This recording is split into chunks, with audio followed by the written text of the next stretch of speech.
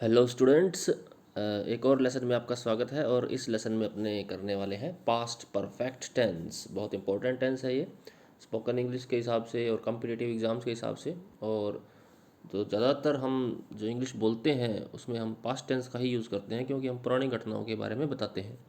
तो उसी लिहाज से भी ये इम्पोर्टेंट हो जाता है। Okay, let's start. First of all हम देखते हैं इसका स्ट्रक्चर। तो स्ट्रक्चर में आप देखोगे subject plus had helping verb के रूप में हैड लगाना है, और हैड के साथ हमेशा हम वर्ब की थर्ड फॉर्म ही यूज़ करते हैं। तो मुख्य बात है, हेल्पिंग वर्ब में सिर्फ हैड लगेगा और कुछ नहीं लगेगा, सब्जेक्ट कोई भी हो, और साथ में हम वर्ब की थर्ड फॉर्म। और रेस्ट पार्ट यानी सेंटेंस के बाकी चीज़ें, ऑब्जेक्ट्स एडवर्बियल्स जो भी हैं वो बाद में लग जाएंगे। और थोड़ा सा इंट्रोडक्शन इसका।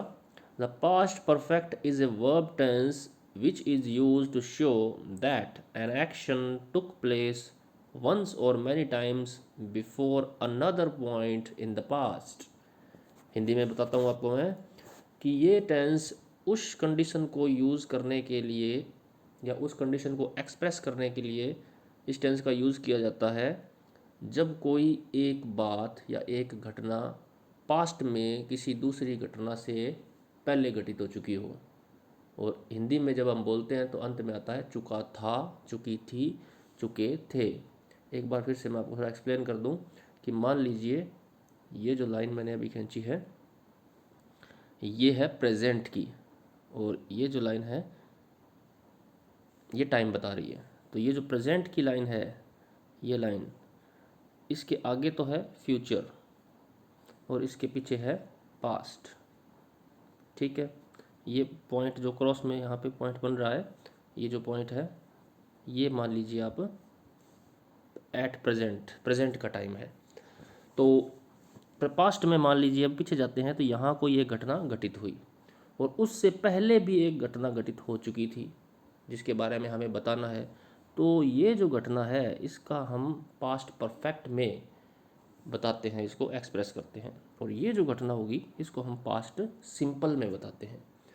ओके, तो यही इस इतने बड़े अंग्रेजी के सेंटेंस में मैं बताया गया है कि इसमें जब कोई काम यानी ये जो काम हो चुका होता है किसी दूसरे काम से पहले, इस काम से पहले, तो हम इसको पास्ट परफेक्ट में बताते हैं।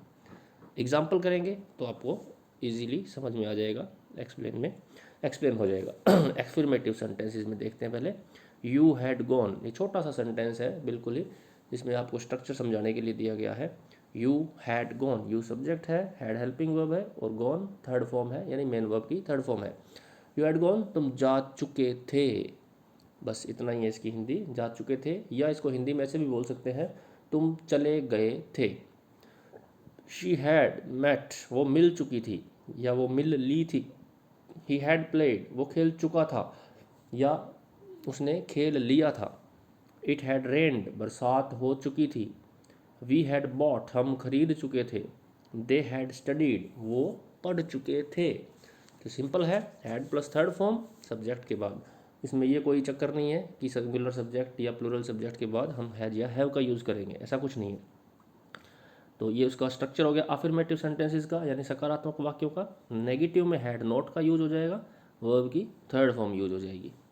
तो इजी है ये भी। यू हैड नॉट गॉन, तुम नहीं जा चुके थे या नहीं गए थे। तो ये इसकी कॉन्ट्रैक्टेड फॉर्म है hadn't.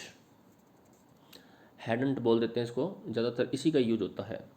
She had not met, वो नहीं मिल चुकी थी या नहीं मिली थी, तो शी हैडंट मेट।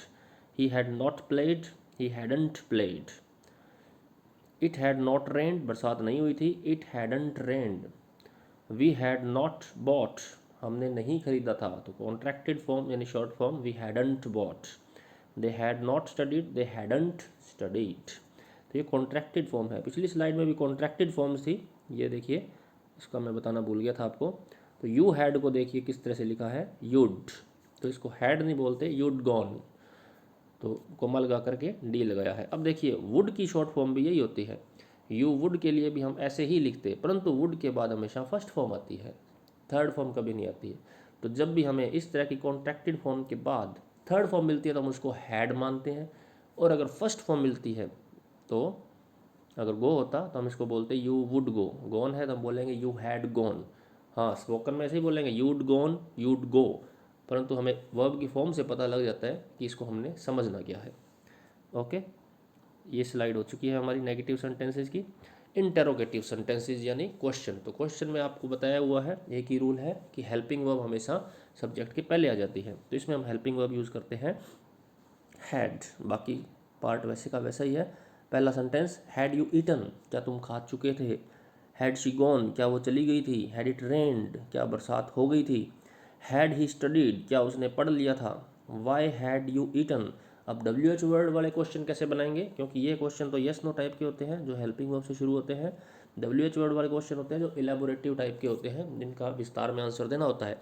तो डब्ल्यू एच वर्ड बस उसी स्ट्रक्चर के जस्ट पहले लगा देते हैं और कुछ नहीं करना होता। Why, why had you eaten, तुमने क्यों खाया था, क्यों खाया था या तुम क्यों खा चुके थे। वेयर हैड शी गॉन, वो कहाँ चली गई थी या कहाँ जा चुकी थी। व्हेन हैड इट रेन्ड, बरसात कब हुई थी, कब हो चुकी थी। वाई हैड ही स्टडीड, वो क्यों पढ़ा था, क्यों पढ़ चुका था। हाउ हैड वी मेट, हम कैसे मिल चुके थे या कैसे मिल गए थे। तो इस तरह के सेंटेंसेस हैं जो हम हेल्पिंग वर्ब को सब्जेक्ट के पहले रख के बना देते हैं। Next, use. अब आते हैं सबसे इम्पोर्टेंट पार्ट पे, इसका यूज़, जिसकी सहायता से आप कॉम्पिटिटिव एग्जामिनेशंस में आंसर को कर पाओगे। क्योंकि एग्ज़ाम्स में कोई ये नहीं पूछता आपसे कि इसकी हिंदी बनाइए या चुका था, चुकी थी, चुके थे किस टेंस के अंत में आते हैं। इस तरह की चीज़ें, स्ट्रक्चर बेस्ड चीज़ें एग्ज़ाम में नहीं पूछी जाती हैं। एग्ज़ाम में आपको ब्लैंक्स में वर्ब की सही फॉर्म भरनी होती है या इसी तरह के यूजेस बेस्ड क्वेश्चन आते हैं। तो यूज़ पता होना बहुत ज़रूरी है, किस स्थितियों में इनका यूज़ करते हैं। So completed action before something in the past. तो वही बात आ गई कि पास्ट में कंप्लीटेड एक्शन, वो एक्शन जो पूरा हो गया हो, बिफोर समथिंग, किसी दूसरे एक्शन से पहले पूरा हो गया हो। तो जनरली हम क्या करते हैं, जब दो बातें बताते हैं पास्ट की, दोनों बातों में पास्ट के काम का जिक्र होता है, लेकिन एक काम पहले हो चुका होता है और दूसरा काम बाद में होता है। जो बाद वाला काम है उसमें पास्ट सिंपल यूज होता है, और जो उससे पहले काम हो चुका होता है उसमें हम इस टेंस का यानी पास्ट परफेक्ट का यूज़ करते हैं। जैसे पहले मैंने आपको डायग्राम में बताया था कि इस तरह से अगर अपने लाइन बनाते हैं, टाइम लाइन है ये मान लीजिए प्रेजेंट है, तो ये पार्ट हो गया फ्यूचर और ये पार्ट हो गया पास्ट का। तो इसमें पास्ट में बहुत सारी घटनाएं होती हैं। मान लीजिए ये जो प्रेजेंट है, इससे पहले यहाँ पे कोई घटना हुई और यहाँ पे भी कोई घटना हुई। तो ये जो घटना है इसको हम पास्ट सिंपल में व्यक्त करते हैं और इसको हम पास्ट परफेक्ट में व्यक्त करते हैं। इस घटना को हम कह देते हैं प्रीवियस एक्शन, ये प्रीवियस एक्शन है और ये सबसीक्वेंट एक्शन है। प्रीवियस एक्शन मतलब पिछला एक्शन, सबसीक्वेंट उसके बाद होने वाला एक्शन। तो पहले ये होता है टाइमलाइन में, बाद में ये एक्शन होता है। तो बाद वाला जो एक्शन होता है वो हमेशा पास्ट सिंपल में होता है और उससे पहले हो चुका होता है जो, वो पास्ट परफेक्ट में यूज होता है। आपने मेरा लेसन देखा होगा पास्ट सिंपल टेंस, उसमें भी मैंने इसी चीज़ को एलेबोरेट किया है अच्छे से। ओके, तो अब अपने इसको पढ़ लेते हैं थोड़े यूजेस और एग्जांपल्स, उससे आपको थोड़ा और क्लियर हो जाएगा। यहाँ से पढ़ते हैं, the past perfect expresses the idea that something occurred before another action in the past. कि यह पास्ट परफेक्ट जो है उस आइडिया को एक्सप्रेस करता है कि एक चीज़ होने के पहले कुछ हो चुका था पास्ट में। It can also show that something happened before a specific time in the past. यह भी बताता है कि एक निश्चित समय में पास्ट में कोई एक चीज़ हो चुकी थी पहले से ही। जैसे एग्जाम्पल में, I had never seen such a beautiful beach, ये एक सेंटेंस पूरा हो गया। I had never seen such a beautiful beach, मैंने ऐसा ब्यूटीफुल बीच कभी नहीं देखा था। नेगेटिव सेंटेंस है, कभी नहीं देखा था। बिफोर आई वेंट टू क्वाई, क्वाई आने से पहले। तो ये जिक्र कर रहा है कि क्वाई आने से पहले कुछ हुआ या कुछ नहीं हुआ, वो उसने पास्ट परफेक्ट में एक्सप्रेस किया है। तो ये जो सेंटेंस है ये सब्सिक्वेंट एक्शन है, बाद वाला एक्शन है कि पहले तो क्वाई आया और उससे पहले की बात कर रहा है कि ऐसा कुछ नहीं हुआ था या हुआ था, जो भी बताना होगा वो हम प्रीवियस एक्शन को पास्ट परफेक्ट में लिखते हैं। Okay, next example, I did not have any mouse, any money, मेरे पास मनी नहीं थी। Because I had lost my wallet, क्योंकि मैं अपना वॉलेट खो चुका था।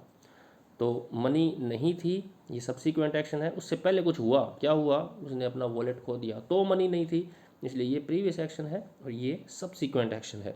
प्रीवियस एक्शन का मतलब है पहले वाला एक्शन, सबसिक्वेंट उसके बाद वाला एक्शन। तो पहले ये हुआ, I had lost my wallet, wallet खो गया, तभी तो उसके पास मनी नहीं थी, मेरे पास मनी नहीं थी। Tony new Istanbul so well, Tony Istanbul को बहुत अच्छे से जानता था। बिकॉज क्यों कि he had visited the city several times, वो उस सिटी को बहुत बार विजिट कर चुका था, बहुत बार जा चुका था, तभी तो वो जानता था। तो पहले वाला एक्शन कौन सा है इसमें, ये प्रीवियस एक्शन, क्योंकि इससे पहले हो चुका था। वो क्यों जानता था, क्योंकि उससे पहले उसने ऐसा काम किया था, क्या किया था, घूम चुका था, तब ये कंडीशन आई, he knew Istanbul so much, so well. यहाँ थे अपने। Okay next, had Susan ever studied Thai before she move to Thailand. अब ये क्वेश्चन आ गया कि सुजैन ने कभी स्टडी की थी before she move to Thailand, Thailand आने से पहले। तो उससे पहले की बात ये है कि क्या, उससे पहले की बात ये पूछ रहा है कि क्या थाईलैंड आने से पहले सुजैन ने स्टडी की थी। तो क्योंकि दो एक्शन है, ये प्रीवियस है, ये सबसीक्वेंट है, ये पहले वाली बात है कि थाईलैंड आने से पहले उसने कुछ किया था क्या, तो पहले वाली बात के लिए हम ये पास्ट परफेक्ट यूज़ करेंगे, हैड सुजैन एवर स्टडीड, क्या स्टडी उसने की थी, क्वेश्चन के फॉर्म में है तो हैड पहले आ गया है।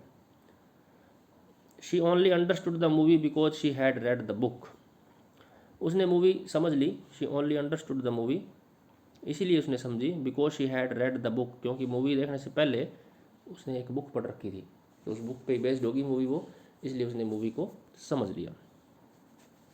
Okay students, next slide.